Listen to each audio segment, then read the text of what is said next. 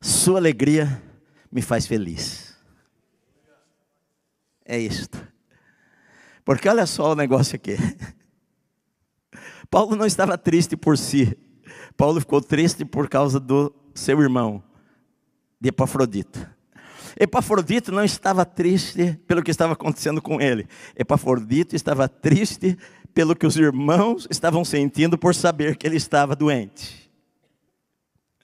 A gente vê um círculo de coisas aí, de pessoas que estavam tristes, mas não por suas próprias vidas. Não por si, mas pelos outros. Talvez esta seja a melhor ilustração do que Paulo está ensinando no versículo 4, que ele diz: não tenha cada um em vista o que é propriamente seu, senão também cada qual o que é dos outros. É a maneira de Paulo falar que às vezes a gente se preocupa demasiadamente com a gente, é tudo nós, é nosso egoísmo. E nós nos preocupamos muito pouco com as outras pessoas, o que as outras pessoas sentem. Ou seja, nós machucamos as outras pessoas, nós ofendemos as outras pessoas, nós brigamos com as outras pessoas, nós causamos divisões dentro de igreja por egoísmo nosso, nós causamos divisões entre amigos por egoísmo nosso. Enfim, o que Paulo está mostrando, usando exemplos para ensinar, é de gente que coloca os outros à frente dos seus próprios interesses pessoais. O que é tão difícil isso daí, meu amado? Porque o fato de eu ficar triste porque você está triste, e de eu ficar alegre quando você ficar alegre. Quantas vezes a gente fala, né, que é fácil sentir tristeza com os outros, é difícil se alegrar com os outros. Eu me alegrar com ele porque ele foi abençoado, eu me alegrar com ele porque ele está prosperando, eu me alegrar com ele porque a vida dele está crescendo financeiramente, eu me alegrar com ele por tudo que tem acontecido na vida dele, na casa dele, na família dele. É muito mais difícil. As pessoas às vezes têm inveja, têm ciúmes, ficam com raiva, porque você às vezes está passando por um problema, e aquela pessoa está toda feliz da vida, e você fala: eu não tenho razão nenhuma para ser feliz, porque eu estou passando por lutas. Mas Paulo, ele está dizendo que a alegria deles iria trazer alegria. Quando eles vissem Epafrodito, eles iriam ficar alegres. Epafrodito iria ficar alegre por vê-los alegres, e essa notícia ia chegar a Paulo, que ia ficar alegre por ver a igreja de Filipos alegre, e por ver Epafrodito alegre, embora Paulo continuasse na prisão, sem o seu amigo para servi-lo. Que coisa! A gente é tão egoísta. Todo mundo está alegre e eu estou preso. Deus, por que isto? Deus, o que eu fiz? Por que o Senhor não me tira daqui? Está todo mundo feliz, eu estou aqui, acorrentado a soldados. A nossa vida às vezes é assim. A gente não consegue sair da nossa situação, que nós estamos com problemas, que nós temos piedade da gente, a gente, autocomiseração, né? A gente gosta de sentir pena da gente, a gente gosta de ser, né? Eu não sou nada, a minha vida é uma tragédia, que luta que eu estou passando, o mundo está caindo na minha cabeça. O outro lá, ó, ele não sabe o que é problema, ele não sabe o que é dificuldade, e a gente não sabe se alegrar com a alegria dos outros. E mesmo que eu continue na situação que eu estou, eu não sei me alegrar porque o outro não está na situação ruim que eu estou. Você está me entendendo, meu amado? O que Paulo está dizendo aqui? Olha, não tenha cada um em vista o que é propriamente seu, considerando os outros superiores a si mesmo. Não é falar, não, eu sou um lixo, ele é melhor do que eu sou nota 5, ele é nota 10, não é isso não, meu amado. Não é você se depreciar, é sim você honrar, é sim você valorizar as outras pessoas. Você valoriza as outras pessoas, não é se desvalorizando, você não precisa se desvalorizar para valorizar os outros, é valorizar as pessoas que estão perto de você, É valorizar a tua esposa que você tem ao teu lado e que um dia talvez você não vai ter e vai se arrepender de não ter falado todo dia que você amava. É valorizar as pessoas, os seus amigos que estão ao seu lado hoje, que daqui a um tempo pode ser que eles não vão estar e você vai ter saudade deles. É valorizar esse tempo que Deus tem dado a você e que vai embora e não volta mais, e você vai ficar com saudade de 20 anos atrás, que era um tempo maravilhoso, eu era feliz e não sabia. Você precisa aprender a valorizar o hoje, meu amado, a dar valor às coisas que Deus tem colocado na tua vida hoje, ao momento que você está passando hoje, ainda que seja uma prisão aos olhos das outras pessoas. Você pode ser a pessoa mais livre da terra, ainda que você esteja num leito de hospital. Apesar das lutas, alguém está do teu lado, alguém está pensando em você. Você tem ali a tua esposa do teu lado, às vezes você tem o teu filho do teu lado, você tem irmãos do teu lado, você tem pessoas que te amam. Não adianta a gente ficar reclamando da vida o tempo inteiro. Tudo é reclamação, tudo é murmuração, tudo é motivo para resmungar, tudo é motivo para falar: ah, não, a grama do vizinho é mais verde do que a minha, ah, a vida dele é melhor do que a minha. Querido, eu tenho que ficar feliz que a grama do vizinho está verde. É isso que Paulo está dizendo. Eu sou feliz, mesmo preso, se eu souber que vocês estão felizes. Essa atitude cristã que nós devemos ter na nossa vida. Não ficar chateado porque o outro está progredindo. Tem pastor que fala mal de pastor porque a igreja dele está cheia e a nossa não está. Tem pastor que fica chateado porque o outro lá está conhecido e ele não está. Que coisa! Querido, a gente serve a Deus com todo o nosso coração e queremos honrar e abençoar os nossos irmãos. É isso que Paulo está dizendo. E que a gente precisa aprender na nossa vida, a ficar feliz com a alegria dele.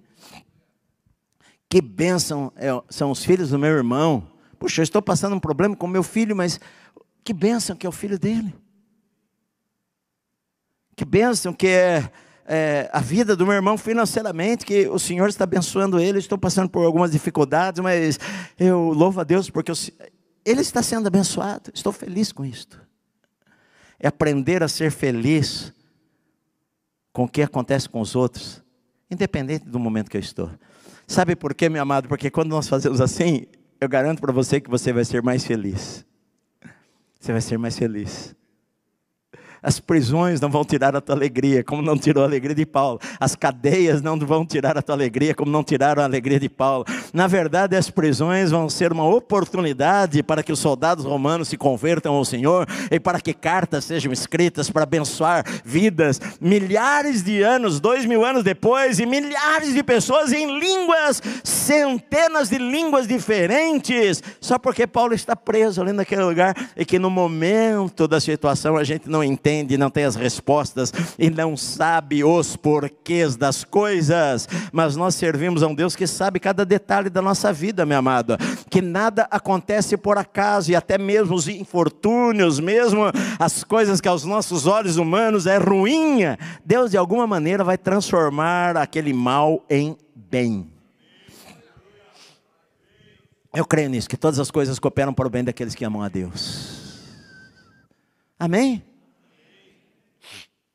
Segunda coisa, ele serve quase a porta da morte para servir.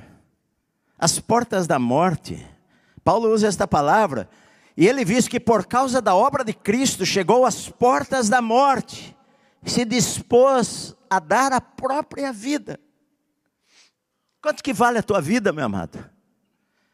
E Paulo está dizendo aqui que ele esteve às portas da morte por causa da obra de Cristo. Por causa da obra de Cristo. Por causa da obra de Deus. É interessante que eu tenho lido um pouco sobre o mundo muçulmano. E é interessante que eu tenho percebido que eles realmente são de pequenos. Eles são, digamos, treinados para, se for preciso, dar a vida deles pela causa deles. Alguns, evidentemente, deturpam esse tipo de coisa e se tornam mártires, como eles até mesmo dizem, alguém que morre pela causa, mas de uma maneira errada, né? Como pessoas lá jogaram avião em prédios.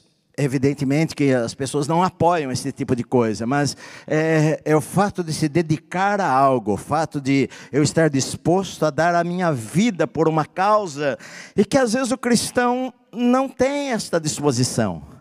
Que às vezes o cristão, ele aprende o seguinte, que Deus é um Deus servidor e não eu sou um servidor. Às vezes a gente aprende que a gente se converte para Deus nos servir. A partir dali, Deus tem que nos servir e responder às nossas orações, porque senão a gente fica de bico e não vai mais para a igreja cantar para Deus. E a gente, qualquer coisa que acontece na igreja, eu não vou mais na igreja. Mas você serve a quem? É claro que quando a gente ama a Deus, a gente ama a igreja, viu, querido? Não tem esse negócio de que não, eu amo a Deus, mas não amo a igreja. Não, você não ama a Jesus, não ama a cabeça e não ama a igreja. A igreja tem defeitos, claro que tem, porque você inclusive faz parte dela. Mas Deus não quer que a gente não ame a igreja, Deus quer que a gente ame a igreja de Cristo. Agora, eu às vezes eu quero só receber. Eu quero ser abençoado, e não há nada de errado nisso daí, mas sabe, Charles Finney, eu já li bastante livros de Charles Finney sobre avivamento e tudo isso, e ele fala naqueles momentos de avivamento em que cidades inteiras nos Estados Unidos, cidades pequenas se convertiam ao Senhor, e ele fala, e muita gente nesses momentos de avivamento morreram, ficaram doentes pela dedicação delas, pelo zelo delas, às vezes em orar de madrugada, 3, 4, 5, 6 horas, orar e pregar, e orar, e pregar, e evangelizar, e sair do seu trabalho, às vezes lá na fábrica, às vezes nas fábricas, as fábricas terminavam lá o período de trabalho 5 horas da tarde, os irmãos se reuniam todas as noites para orar por um avivamento, oravam às vezes até de madrugada, e Charles Finney, ele fala, muitos morriam e davam a vida para o progresso do evangelho. E nós? Às vezes a gente quer tudo, eu fico pensando às vezes eu comento com a minha esposa, eu me converti num bom momento, eu acho, da história da igreja no Brasil, e todos os momentos, é claro, hoje é um momento maravilhoso, mas naquela época não havia tantos crentes assim, né? A gente era zombado quando se convertia, né? Meus amigos começaram a me chamar de pastorzinho, né? Oh, agora você não fala mais palavrão, queriam mostrar revista pornográfica para mim, ficavam me zombando de mim o tempo inteiro, né? Aí já não te convidavam mais para algumas coisas, enfim, você era discriminado, né? Mas era uma geração, e eu falo, poxa vida, eu não vou viver do passado, é óbvio que não, mas a gente queria, era vigília, era reunião de oração, era jejum, era pregar na praça, não tem esse negócio de ir para a igreja uma vez por semana e achar que fez demais, ou ir só na ceia. Irmãozinho aqui aparece na ceia é o dia que a igreja está mais cheia, eu fico pensando, por que será? Esse povo só vem uma vez por mês na igreja? Não, eles devem ser de outra igreja e vêm visitar a gente. Só pode. Às vezes eu encontro pessoas que falam para mim, pastor, ô irmão, tudo bem, eu sou da Bíblica há 20 anos. Eu nunca vi a pessoa em lugar nenhum. Como que você é da Bíblica há 20 anos? Eu nunca te vi. Talvez essa pessoa venha a cada 6 meses na igreja, em 20 anos ela veio 10 vezes. Não deu tempo de eu ver. Se tiver 20 anos alguma vez, eu devo ter visto você. Há 20 anos que você vem aqui. Sabe, queridos, a gente hoje, o evangelho é assim, mais ou menos assim, o que a gente pode receber. O que a gente pode receber sem mudar nada na nossa vida, né? Sem mudar nada na nossa vida. Então hoje os evangélicos, né? Hoje pessoas falam que vão na igreja, mas que não tem que mudar nada na sua vida. Nós temos que aceitar todo comportamento como sendo normal. Nós temos que, até porque Deus é amor, Deus nos ama. É óbvio que Deus é amor, Deus nos ama. Mas nós hoje não pregamos mudança de vida. O arrependimento é uma ofensa. Falar que você precisa se arrepender, eu vou te ofender. Você vai para a igreja da outra igreja. Porque se for para mim vir aqui para ouvir que eu tenho que me arrepender, eu não quero essa igreja. Quero um lugar que eu viva a minha vida, que seja feliz. E você não sabe que quando a gente se arrepende, aí começa a nossa alegria. Que é Deus, Ele supre aquilo que nós necessitamos. Então olha só, meu querido, este homem, ele esteve às portas da morte por causa da obra de Cristo. Por causa da causa de Cristo. Talvez orando por Paulo durante madrugada, talvez servindo a Paulo, talvez levando mensagens para cá e para lá, talvez indo em alguma célula durante a semana que Paulo falava para ele, está aqui, deixa eu te dar um sermãozinho que eu fiz hoje aqui, eu não posso ir lá, mas você vai lá e prega esse sermão aqui, está aqui o esboço aqui, fala lá, prega isso aqui, ensina os irmãos lá, enfim, Epafrodito, por causa da obra de Cristo, ele ficou tão esgotado, tão cansado, que ele ficou doente, ficou tão doente que ele ficou para morrer por causa da obra de Cristo, meu amado. Qual é a nossa disposição pela obra de Cristo? Hoje, pastor, hoje eu vou na igreja ali, sabe? Vou lá, assisto o culto, tá bom demais. Eu fico pensando, falei, puxa vida, isso é uma coisa que me incomoda muito. E eu acredito que talvez as pessoas vão sentir isso daí, porque Jesus falou, depois que você fizer, você é um servo inútil. Eu fico pensando, meu Deus, quão pouco nós fazemos. Quão pouco nós fazemos. Quão acomodados nós somos.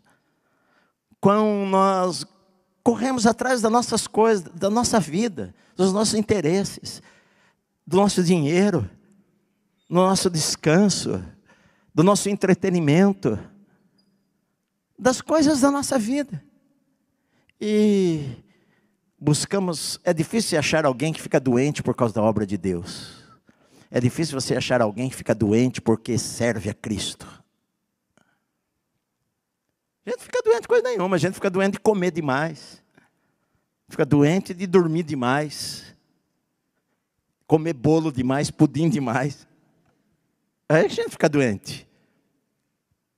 Por causa de jejum. O cara jejuar, ficar pele e osso, de tanto jejuar pela obra de Deus, é difícil achar alguém que fica doente assim.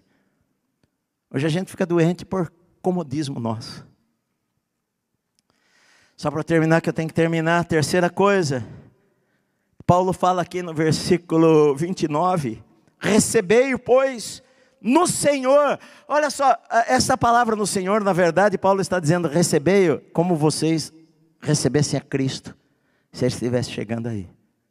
Recebei como ao Senhor, recebei no Senhor, com toda alegria, e honrai sempre a homens como esse. Honrai.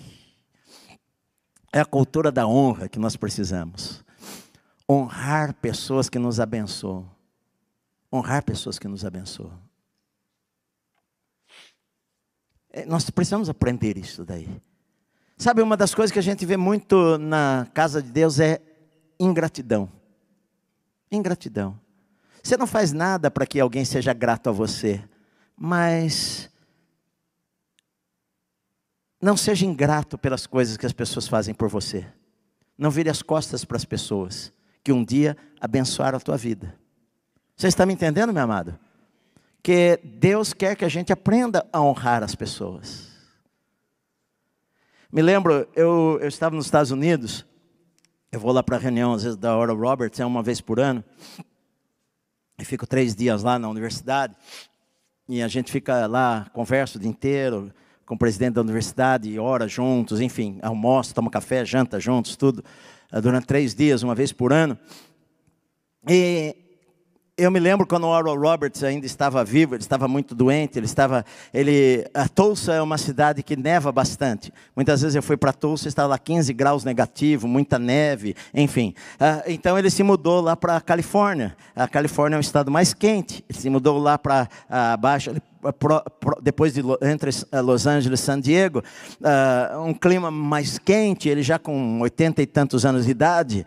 É interessante nisso daí é porque houve um bilionário lá americano, neste tempo da vida dele, que ele era criança, esse bilionário americano, ele tinha 12 anos de idade, ele estava doente, ele foi numa das reuniões do Oral Roberts, e o Oral Roberts pôs a mão na cabeça dele e orou por ele quando ele era criança, e ele foi curado, E ele trabalhou a sua vida, se tornou um empresário, bilionário. E quando ele soube que o Oral Roberts estava doente, ele pegou um avião, um jato, e ele mandou para Tulsa com tripulação, com piloto, com a aeromoça, lá, pessoas que servem ali, e colocou um jato lá em Tulsa e falou o seguinte para ele: olha, aqui está à tua disposição, a hora que você precisar, é só você entrar dentro do avião, falar para onde você quer ir, eles vão levar você, eles vão trazer você, eles te levam para a Califórnia, eles te trazem para Tulsa, eles estão à tua disposição, porque eu quero servir a você, porque você me abençoou um dia. Tem algum milionário aí que hoje, esta manhã? O que eu estou dizendo é a gratidão. Uma coisa que acontece isso nos Estados Unidos, né? Você vê com frequência, o cara fica milionário, ele dá milhões lá para a universidade onde ele se formou, né? Ele dá lá para pesquisas do lugar que ele veio. Isso é comum, é uma cultura, e que a gente geralmente aqui fala: eu não vou dar nada, não. Ninguém. Nós queremos tomar vantagem nas coisas, né? A gente não tem uma cultura de honrar as pessoas. Um tempo atrás, Deus falou no meu coração: faça uma lista das pessoas que te abençoaram e faça alguma coisa por elas. Eu comecei a fazer uma por uma. E me abençoou mais do que eu pude abençoar aquelas pessoas. Uma das pessoas que eu posso até falar para vocês nós íamos ter aqui uma conferência, e a gente sempre traz pessoas dos Estados Unidos, ou trazia, né, nas conferências, e eu tive vários professores meus na escola bíblica eram americanos, e eu me sinto extremamente devedor a eles, né?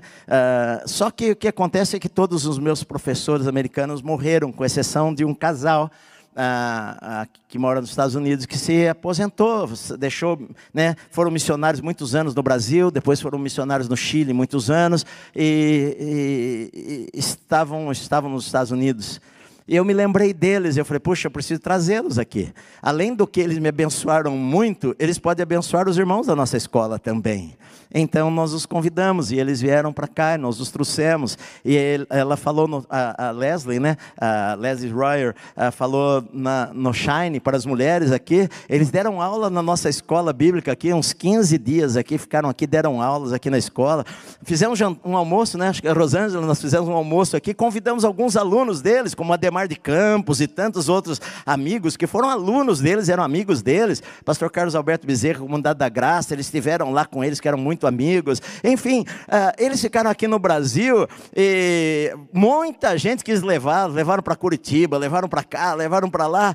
Eles ficaram tão felizes. Esses irmãos todos abençoaram a vida deles, deram presentes para eles, ofertaram na vida deles. Eles voltaram tão felizes para lá. E eu fiquei: puxa vida, Deus quer que a gente aprenda a honrar alguém que um dia nos abençoou. É isso. Nós precisamos ter uma cultura de honrar as pessoas. Honrem a homem com esse aí, Paulo fala. Recebei como se vocês recebessem a Cristo. E honrem a homens como este daí. Talvez você foi de uma outra igreja um dia na sua vida. Você teve um outro pastor, se converteu em outro ministério.